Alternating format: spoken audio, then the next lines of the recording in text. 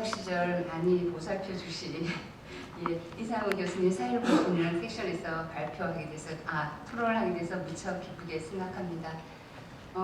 저는 오늘 일북관계 진전에 대해서 발표하신 이 박사님의 논문에 대해서 지정 토론을 받았습니다. 그래서 우선 이 박사님의 발표에 전체적으로 동의하고 있습니다. 그래서 오늘 저는 북일관계 진전의 배경인 국제정세 또는 동북아 정세를 조금 부족하고요. 그리고 두 번째는 북일관계 전망을 지금 북한 문제의 3대 현안이라고 할 수 있는 핵미사일 문제 그리고 납치자 문제 진전과 관련해서 북한과 일본과의 관계가 어떻게 진전될 것인가를 말씀드리려고 합니다. 또 시간이 된다면 마지막으로 그럼 한국은 어떠한 외교 정책을 쓰는 것이 외교적 전략을 쓰는 것이 효율적일까 거기에 대해서도 말씀드리고자 합니다.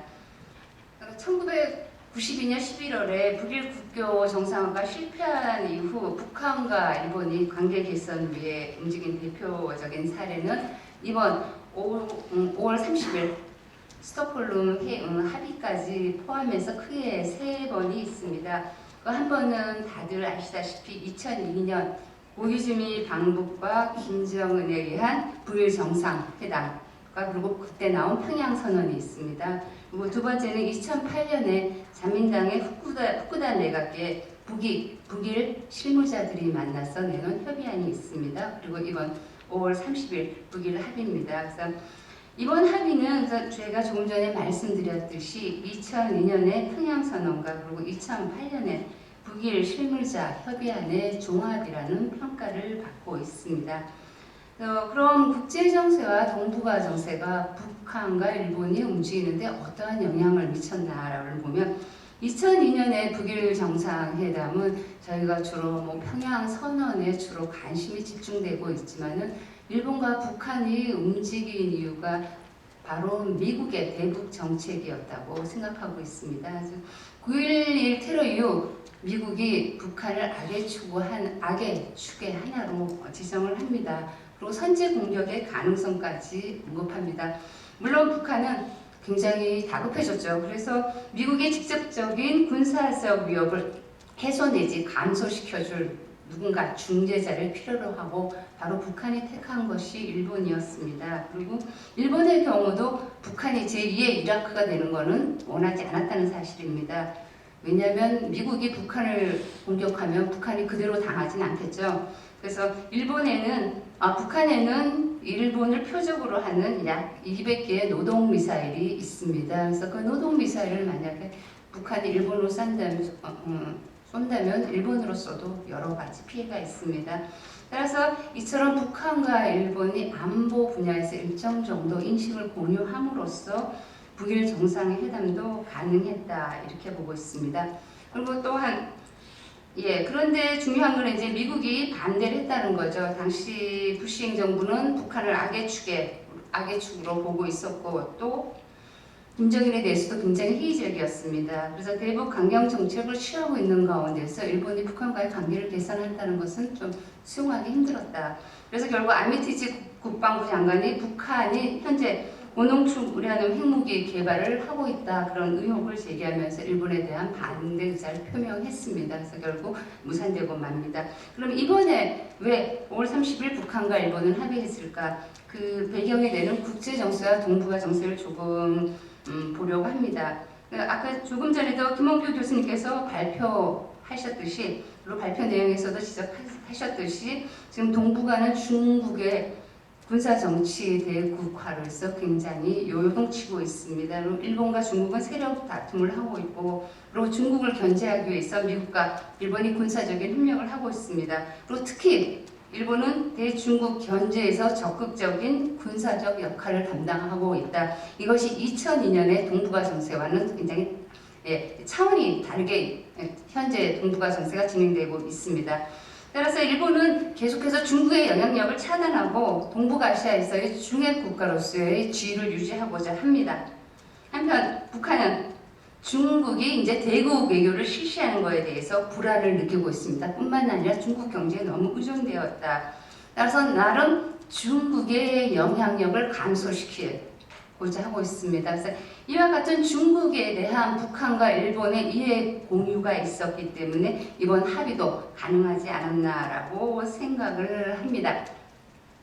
그럼 지금 그러면 이번에는 미국이 어떤 입장을 보이고 있나?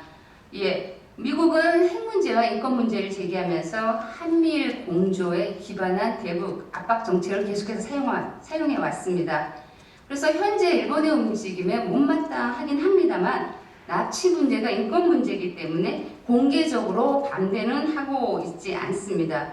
그리고 또 하나는 중국 견제라는 측면에서 일본과 이해를 공유하고 있고 일본이 굉장히 필요한 상황이다.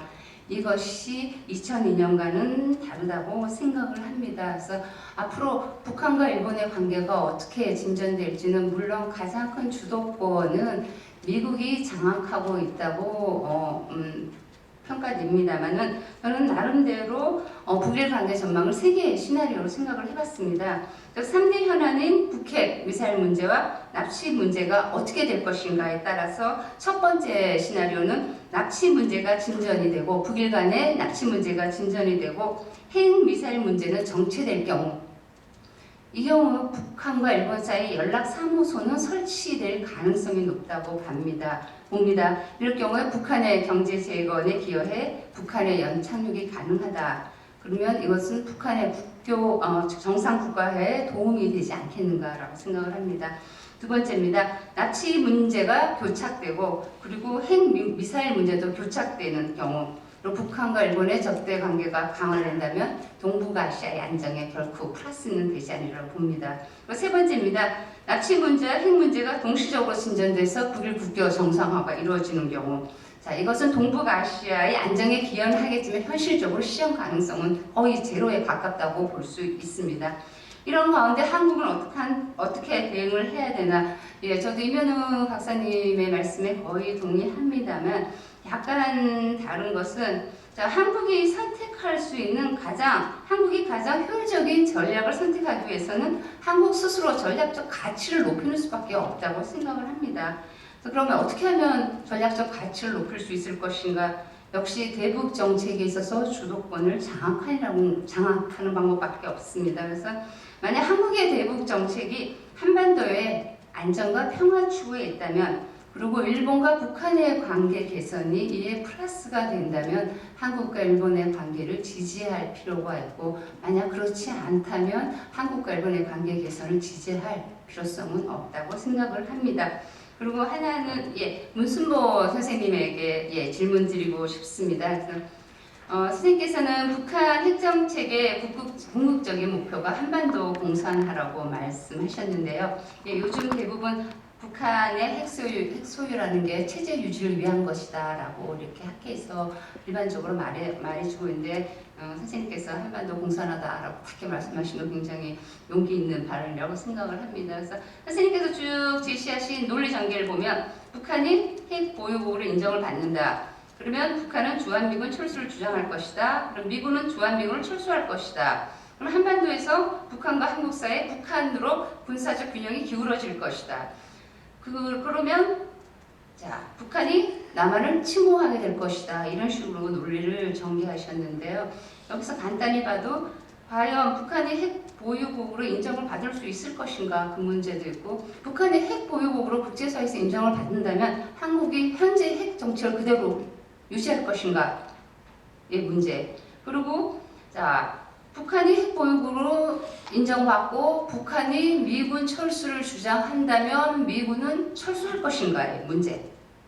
그리고 마지막으로는 북한이 핵 보유국이 된 다음에 남한을 침공할 것이라고 말씀하셨는데 그렇다면 또다시 북한이 국제사회를 적으로 돌릴 것인가? 한국을 침공하게 된다면 북한은 다시 또 고립될 것인데 그러한 위험을 감수하면서까지 한국을 다시 침공할 것인가라는 생각을 해봤습니다. 그래서 좀 더 제가 지금 선생님한테 제기한 좀 구체적인 항목에 대해서 선생님은 어떻게 생각하시는지 간단한 답변 듣고 싶습니다. 이상입니다. 신영아 교수님 고맙습니다. 이제 마무리 시간으로 접근해 가고